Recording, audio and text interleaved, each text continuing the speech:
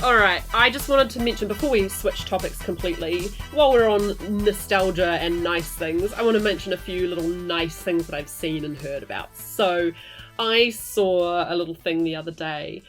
In the original games, in the Pokédex, it said that Lapras were endangered, nearly extinct. Yes. Apparently, a bunch of people, my age, saw this when they were kids. And when it came to, I think it was like gold and silver and upwards of there, when they saw that, they actually bred their Laprases and released them into the wild. And I think this is just the cutest thing ever. And then, in one of the later generations, the Pokédex was updated to say that Lapras were no longer endangered. Because of this. Well, we don't know that for sure, but I hope. Oh, does it say that in there? So, for reference, James is looking at the Super Deluxe Essential Handbook. One of the fun things about having a job and an adult income is that Claire now has the Classic Collector's Handbook, the Super Deluxe Essential Handbook, the Handbook to the Galar region. I still think you need to get the Handbook to the Alola region. I'm tempted. Even though the Super Deluxe Essential... What a name, Super Deluxe Essential. I know, right? Any one of those adjectives would be enough. It's so over the top. It's so camp. Pokemon is camp a lot of the time, so that might be why I enjoy it. Go on. Okay, it just says Lapras were once nearly wiped out by human activity, but thanks to legal protection, these friendly and intelligent Pokemon are now flourishing. Yeah, that's so That's cute. really sweet. That's so cute. Yeah. Now, you were telling me about when Pokemon rolled out in the USA in the 90s. So, to launch Pokemon in the United States and in the West, they decided firstly to pick one character to focus in on, and so that was when Pikachu became the thing. Right. That was when they were like, this is the face of the franchise. We've noticed this one tests really well with kids. So they launched it in Topeka in Kansas, and they had 750 skydiving Pikachu toys. What? And 10 school bus yellow skydivers. Who then got into 10 identical brand new Volkswagen New Beetles, each of which had a little Pikachu tail and was done up to look sort of like a Pikachu, and drove off to spread the word of Pokemon to the people in the bizarrest coming of the apostles. It's amazing. And so for the day, Topeka got renamed Topekachu. Oh, that's so cute. And then the final just nice thing I wanted to mention before we take an abrupt turn to the dark side is look up Bulbasaur pot plants. It's so cute. There's lots of other fun crafts and stuff that people have done. Pokemon made out of paper, Pokemon dioramas that look like the games but are 3D. I've seen Pokemon crochet books at the library. Yeah. You make little... Oh, sweet. But yeah, Bulbasaur pot plants, I think those are, yeah, you've just seen one, right? So cute, right? I mean, there was that spin-off article that talks about the best, there are 150 ranked, top to bottom, and Bulbasaur ranks pretty high up because it's Pokemon number 1 for a reason in the list, because it tells you everything you need to know about Pokemon in a glance. So if you're not sure what Claire's talking about, the spin-off, which is an online New Zealand news current affairs website, does such cutting-edge journalism as what are the best chocolate bunnies to buy at Easter? What are the best flavours of chips? Salt and vinegar! Yeah. And what are the best Pokemon ranked? All original 151. It was quite silly. Bulbasaur was really high up there. It was essentially the best Pokemon because it tells you everything you need to know at a glance. It tells you, hey look, here's this really cute thing that looks a little bit like a cat. But what's this? It's kind of a cat, but it's kind of a frog, but it's kind of a lizard. It's kind of a dinosaur. But it's kind of a dinosaur, but it's kind of a pot plant. Yeah, it's also it's part plant. It's got this little bulb, and if you look at the evolved forms, it evolves into a little rose, and then it evolves into a humongous jungle flower. What? It looks like an animal, but no particular animal that you can put your finger on. Yeah. There's a lot of other Pokemon where it's that's a dog. Krabby is just an anime crab. Yeah. Pidgey is just an anime pigeon. Let's take a turn to the dark side, and I've got 2 bad topics to talk about Pokemon. The first one is the card game, which I am trying to collect all the Pokemon. I'm trying to catch 'em all. I'm trying to complete my Pokedex. I don't need rare versions. I just want any version of the Pokemon. So, I don't need to break the bank, but So it's one of your bad points about this. It's incredible commercialization. Yeah. It's like toxic commercialization where the catchphrase is, you have to catch all of them. That was another one I was going to bring up for the general thing. But yeah, it definitely applies to the card game. Look, the card game just isn't good. It's too basic. It's too... A lot of people, so a lot of the people who buy it are little kids. And then also 30-somethings with nostalgia and adult incomes. Jeez, why don't you just tag me next time, James? And for a lot of those people, a lot of people don't seem to play the game at all. Yeah, no. Which is maybe related to the fact that it's not that good. It's really not that good. We sat down and we played it, and it's just... It's not just that we sat down and played it. We played Battle Academy. Their custom-designed, try this game, packaged version. And you utterly curb-stomped me.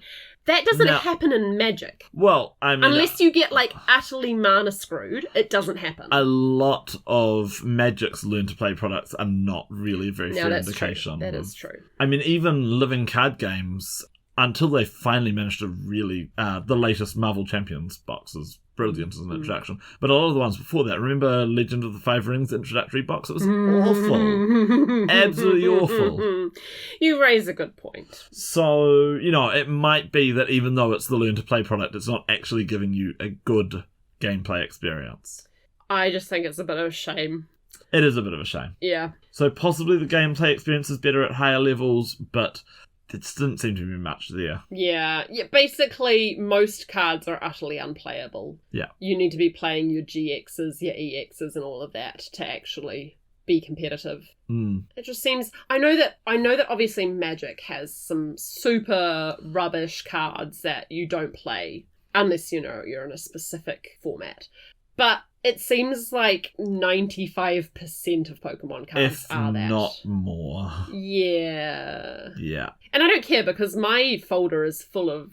Well, the point of your folder is just to have cards. one of everything. Doesn't matter if it's a common, a rare, foil, not foil, whatever. Just one of everything. So now I'm going to talk about the parts of the card game that I like. Very briefly. But this is the reason why I'm actually collecting it. The foils are the best foils in any really card good game I've ever seen. The lovely textured foils. They're so beautiful to feel and look at. They are really nice foils. And they are... Most of the ones in my folder are not bending. The ones that look like they use more traditional types of foiling, those are bending. But the ones that have their more textured... Like they have these ones where they texture it with, the elemental symbols in the background. And they tend to do... I think it's called reverse foil, where they foil the frame, the block colour. They frame the block colour of the card rather than... Sorry, not frame. They foil the block colour of the card rather than foiling the art. And it just seems like doing it that way possibly leads to a more effective foil. One that doesn't maybe fill it's up. just less foil is being used. Yeah. There's something about it that is just, it's higher quality than... Yeah. Because a lot of, especially in some of the more recent sets, Magic have been... Magic, you can open a booster pack and your foil will already be curling as you take it out of the pack. As you said to me one time, pringled. Yeah. I mean, that's the term that Magic players use to refer to foils, because give it a little bit of time. I know back when I played L5R, back when that had foils, it had some sets where they'd just put foiling on the borders, and those ones wouldn't bend too badly. But then they had the ones where they went, we're going to put foil on everything, and oh boy, Pringles. Oof. I remember getting tournament prizes where you'd get a complete set of foil commons or uncommons, which you normally couldn't get. You could only get the rares and foils normally. And so you would have this massive stack of Pringles. Ugh. Hideous. I want to shout out my two favourite artists who do cards. And it's so funny because your friend John... Our friend John. Yeah. They didn't like it at all. No. I really like the cards done by Yuka Mori, who does them like little clay models, and they are so cute. I mean, let's be honest here. You want to be collecting the clay models. I mean, sure, yeah. I actually, one thing that I do like collecting, and I've only got one so far, but I want to get more, are the little terrariums. They're so cute. And then the other favourite artist of mine is Asako Ito, who This does... is my favourite one. Yeah, it's your favourite one. Who does crocheted versions. Amigurumi. So cute. I also wanted to mention Zaba.tv. It is a website where I think the guys from Hong Kong does unique, well, not just Pokemon cards. He does Magic cards. He does I wanted to Yu-Gi-Oh do a cards. commission for some of my old Alpha cards. Yeah. Does all sorts of ones, like full art, custom ones, but the ones that I actually own, that I love, gold-plated Pokemon cards. Obviously, you can't play with these in a tournament. They are super heavy. And Yeah. But they only cost... I mean, I got them like through Trade Me, so there's sort of a secondary market thing going on, but I got them for about, I don't know, maybe $15 each or something. But I've got Zapdos, Articuno, and Moltres as a lovely little set. And then another 3, Pikachu, Charizard, and Mew.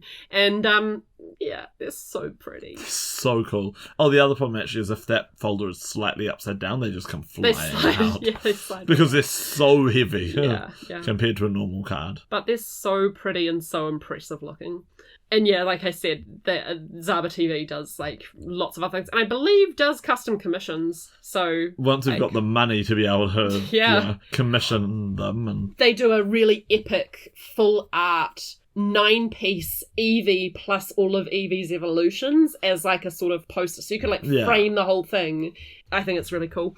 And I'm sure there's other people out there who do cool custom full art Pokemon cards. And the final thing I wanted to mention, I don't know if you've got any other ones, but Arthur, our son, is obsessed with the back of the cards. Yeah. You show him the front of the card, doesn't care, not interested. Show him the back. Ooh! He loves pointing at the Pokeballs. And it's like, yeah, all of that page is exactly the same, Arthur. Yep, but nope, that's the most interesting He likes part. that conformity.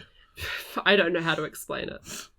Okay, now I'm going to get into the other, the ethics of Pokemon, or why I usually stop playing. Because there are tons of save games that I've got, both in physical and emulated form of like, round about the 7th gym, or even just after the 8th gym before I hit the league. I just sort of get like bored and stop playing. Well, we've talked about one of these problems already. Yeah. The pit fighting. That's the thing, I was going to bring that up. First of all, I just thought I'd do a quick shout out to some general controversies that have happened in Pokemon. General controversies. Okay. So, like a lot of Japanese pop culture, there have been some cultural mistranslations between things. Cultural appropriations. Oh, yeah. So, some of the things that happen, some people have been concerned about some possibly fascist imagery coming into Pokemon. Really? Occasionally. So there was one card where they had, it was not the swastika, it was turned the other way around, the Buddhist symbol. Right. But of course, people in English-speaking countries went, no, then again, don't do that. It was originally a Buddhist symbol, so an Eastern symbol. Coming in an Eastern context. Yeah, but at the same time, Anglophone society. In a global post-World War II society, that's a problem. There were, of course, mini satanic panics compared to D&D, obviously. But, there was a little bit of satanic panic going on, when this first got big. There were accusations of racism with the design of Jinx, with a sort of Sambo face going on. Oh. And later, having a look at them today, there's a lot of Mexican-themed ones. Ludicolo, actually, that got read totally for appropriation. Also, later on, there was a trainer in the anime called Lenora, who, in the Japanese version, she's black and she's walking around wearing an apron, and people were, quite rightly, I reckon, calling out sort of there's a bit of mammy sort of stereotype going on there. No one else, except for Nurse Joy, walks around wearing an apron casually, and Nurse Joy is wearing a nurse uniform. So anyway, There have been a few other famous controversies over the years, such as the epileptic Yeah, I was going to say, that was a episode. thing? There's like an Porygon- urban legend I remember hearing about. It's not a legend. It actually happened. It might have even been the 13th episode of the first season of the whole thing. Oh, unlucky I'm number not 13. sure. I don't quote me on that. I'm not sure, but it only screened in Japan. It never screened here in New Zealand, and probably not in America either, because when it screened, it caused epileptic seizures in Japanese children who had epilepsy, because there were so many flashing lights. I believe that it was, Pikachu battling and, thunderbolting and stuff. And it was the episode that first featured Porygon, the digital Pokemon. There are a few more recent controversies. When Pokemon Black and White came out, PETA did Pokemon Black and Blue. Oh. Yeah. And, they can be really aggressive in their imagery of animal suffering, which I get it's to make a point, but it can be very, very triggering. And they've got a point about the whole cockfighting thing. I mean, I will give them that. It is a thing. Yeah, and I'll get into that more. That is the game where little children cockfight with wild animals. Yeah, which is kind of messed up. Like, if you don't like greyhound racing, this is like that, but worse. And then the absolutely more recent ones were inappropriate activities and deaths caused by Pokemon Go. I'm sure you can imagine why. People walking into traffic, people walking off things, people walking into places and trespassing, or at a certain point, people do have to take responsibility for their own stupidity. Absolutely, though. yeah. I believe in New York, I think that sex offenders are banned from playing the game entirely because of using it as an excuse to walk around places where children might be. Yeah. No, that's not good. Yeah. My sort of reasons for why I have fallen off the bandwagon again and again with this is, I do sort of hit this point every now and again when playing a Pokemon game where I'm like, I've got these friends that I travel the world with, and I make them fight other animals. It was especially bad in the older games where, in order to catch a wild Pokemon, you had to beat it into submission. Yeah, it's easier to catch if its HP is like near zero. And that's like, I really don't like that. And so that's why I'm so grateful that Pikachu, Let's Go Pikachu and Let's Go Eevee, that doesn't happen. And in Pokemon Go, that doesn't happen. So you just throw the Pokeball at the Pokemon. In fact, sometimes you throw berries at them to entice them to come to you. Yeah. But you thankfully, not anymore in Let's Go. You don't have to bludgeon them into submission. Exactly. Ugh. Because here's the thing, half the time, you'd overkill and they'd faint. And it's like, I've left a wild animal fainted in the wilderness. What's going to happen to it? Is a predator going to come along and eat it? Like, obviously, no, this is silly. This is going to be a game. But in my childish imagination, it did get to me that, like... And the thing is, in the early games, you really had to grind. Trainer battles weren't enough. You had to grind to level up. So you would just walk through the wilderness, beating up wild animals. Yeah. And also, those games are really long. And they're thin on the ground with storyline. Compared to Final Fantasy, which was the next thing that I really got into. Yeah. The storyline's pretty good. Pokemon was never advertised as being about the storyline. No, it's never been the point. It is just about, gotta catch them all. That's the point. But so, Pokemon Go, I don't really play it very seriously, and the main reason is because a lot of it is battling other trainers and stuff. I love doing all the, catching challenges. I get a little bit bored when it asks me to fight someone. Because it's like, these are my friends, don't make me throw them at you. I don't like that. And so it's like, Pokemon Go has things there for you if you just want to be a casual, catch the thing and have it walk around with you. But so like I say, Pokemon Let's Go deals with the problem a little bit more. You still are fighting though. I know Pokemon Let's Go, I see you doing things where you just have to stroke Pikachu and Pikachu is happy to get patted, and that's quite nice. Absolutely. It's and then advanced Tamagotchi. Exactly. And that's part of the appeal. Yeah. And it looks like Pokemon Snap's gonna, you just go around taking photos, it looks like. It's gonna scratch that itch for us. So that sounds good. And also Sword and Shield showed us a few things in the trailer, so we still haven't played that, but it looks like you can send your Pokemon to do jobs, and Yeah, you it can let sounds them, like there's more of an opportunity to. you can let them explore that world. like camp with you and stuff. I'm really interested in Legends. Though that one I understand you still have to beat up the Pokemon. That's the thing I was going to say. I feel like it's going back to that sort of imperialist domination kind of narrative.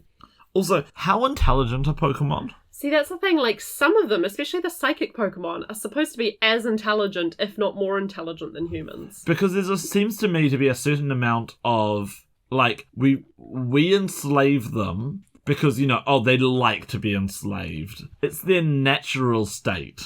Yeah. It's for their own good. They're not real people like us. They're only sort of people. Yeah, see, this is And why... this is the sort of really unfortunate dialogue that has been used in the past to justify slavery. Yep. And, New Zealand recognises the sentience of animals. So Yeah. this is why there's always been this undertone to Pokemon that just makes me uneasy. But at the same time, they're so cute, and I just want to They're play so the cute, games. now make them enact violence upon each other. Yeah. Yeah. Yeah, no, I can't wait for Snap because Gotta catch them all, not gotta fight them all. Yeah, exactly. Yeah. I wanna snap them all. I want sequels to Detective Pikachu. Yeah. I want Firefighter Squirtle, the movie. Give me Firefighters. I want Gardener Bulbasaur, the movie. Oh. I want... I don't know what Charmander's one would be. Fire Setter. I felt Firelighter. Yeah, I was about to start singing Prodigy's Firestarter, but I think we'll all be better off if I don't do that. Arsonist Charmander. Yeah, pretty much. Anyway, yes, the point is I want to see more things in this world where... I remember the Ludicolo in there, and it's just serving a bartender. drinks. Yeah, it's serving drinks at the bar. Perfect. There's a what's the pink Pokemon? Jigglypuff? Yes. Doing karaoke? Yeah, as like the lounge singer in the bar. I want more of that.